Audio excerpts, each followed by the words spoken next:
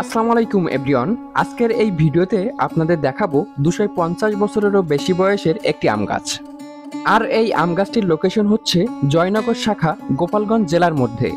প্রিয় দর্শক, গেট দিয়ে ভেতরে ঢুকলেই দেখতে পাবেন এর দুপাশে রয়েছে দোকানপাটে ভরা। আর এই দোকানগুলিতে আপনি ভিন্ন ভিন্ন ধরনের খাবার পাবেন।